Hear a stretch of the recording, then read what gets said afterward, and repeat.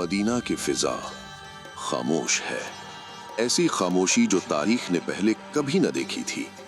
वो शहर जहां वही उतरती थी आज सांस रोके खड़ा है। दरवाजा बंद है, पर्दा हटा नहीं, और अंदर कायनात का सबसे सच्चा इंसान अपने रब से जा मिला है। लेकिन बाहर किसी को यकीन नहीं आ रहा। ये सिर्फ एक वफात नहीं थी, ये एक अहद का इख्तिताम था। रसूलुल्लाह सल्लल्लाहु अलैहि वसल्लम ने हजरत आयशा के हुजरे में अपना आखिरी सांस लिया।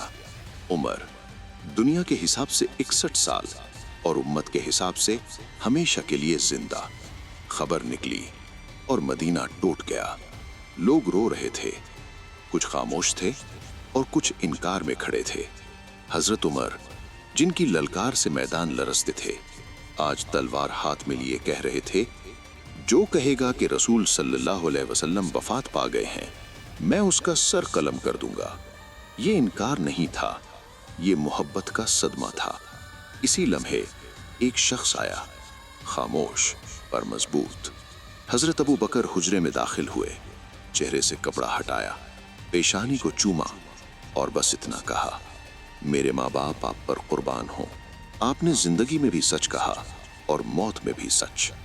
फिर वो मिंबर पर चढ़े और तारीख की सिमत बदल दी। ऐ लोगो, जो मोहम्मद सल्लल्लाहु अलैहि वसल्लम की इबादत करता था, वो जान ले मोहम्मद सल्लल्लाहु अलैहि वसल्लम वफात पा चुके हैं।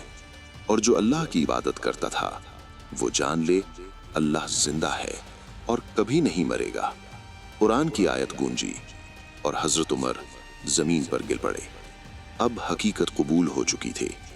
नबी सल्लल्लाहु अलैहि वसल्लम रुखसत हो चुके थे और उम्मत के पास कोई बादशाह नहीं था। सिर्फ एक सवाल था, अब क़ियादत कौन करेगा?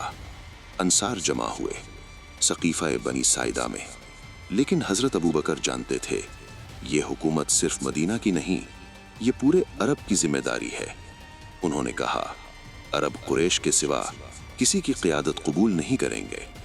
बहस नहीं हुई, तलवार नहीं निकली, बल्कि हजरत उमर ने आगे बढ़कर हजरत अबू बकर का हाथ थाम लिया और बैत हो गई। न ताज न तख्त, सिर्फ एक लक़ब। रसूलुल्लाह के जाते ही फितनों ने सर उठाया। कुछ ने ज़कात से इनकार किया और कुछ ने नबूवत का दावा कर दिया। हजरत अबू बकर का फैसला वाज़े था, अगर वो रस्सी भी न देंगे जो रसूल सल्लल्लाहु अलैहि वसल्लम के वक्त देते थे, तो मैं उनसे जंग करूंगा। ये जिद नहीं थी, ये उसूल था। इस्लाम टूटने नहीं दिया जा सकता था। सबसे खतरनाक फितना मुसैलमा कज़्ज़ाब। 40,000 का लश्कर, आसान दीन, झूठी जन्नत। मुकाबले में हजरत खालिद बिन वलीद रजी अल्लाह। जंगे यमामा, खून, गर्द और आजमाइश। मुसलमान लड़खड़ाए लेकिन गिरे नहीं। बरा बिन मालिक रजी अल्लाह दीवार के पार फेंके गए और आखिरकार वो नेजा जो ओहद में चला था, आज हक के लिए चला। हजरत वहशी रजी अल्लाह ने मुसैलमा को खत्म कर दिया। फितना दफन हो गया। लेकिन एक और खतरा था, 700 हाफिज शहीद हो चुके थे। हजरत उमर कांप उठे, अगर कुरान बिखरा रहा तो उम्मत बिखर जाएगी। हजरत अबू बकर मान गए। हजरत ज़ैद बिन साबित रजी अल्लाह ने वो काम किया जो उम्मत को हमेशा के लिए जोड़ गया। कुरान एक किताब बन गया। फारिस लरज़ गया, रूम पीछे हटा और फिर मदीना में खलीफा बीमार पड़ गए। 2 साल, सिर्फ 2 साल में उन्होंने उम्मत बचाई, कुरान महफूज किया और दुनिया को हिला दिया। और हजरत उमर को जिम्मेदारी सौंप दी। 10 साल 6 माह, दुनिया की सबसे बड़ी सल्तनत। लेकिन खलीफा पैबंद ज़दा कपड़ों में। मदीना महफूज तरीन शहर था और वो शहादत की दुआ मांगते थे। और फिर एक गुलाम, एक पंजर और फजर की नमाज। हजरत उमर गिर गए और कहा, शुक्र है मुझे किसी मुसलमान ने नहीं मारा। हजरत उमर रसूलुल्लाह और अबू बकर के पहलू में सो गए।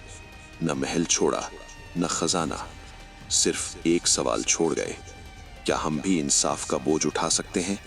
ये थे वो लोग जो दुनिया नहीं चाहते थे, लेकिन दुनिया उनके कदमों में आ गई। अगर आप चाहते हैं कि हम इस्लाम की तारीख के ऐसे ही लर्जा देने वाले और आंखें खोलने वाले किस्से आप तक पहुंचाते रहें, तो को सब्सक्राइब करें, वीडियो को लाइक करें और कमेंट में बताएं अगला किस्सा किस पर सुनना चाहते हैं। खामोशी में भी कहानियां बोलती हैं, बस सुनने वाला चाहिए।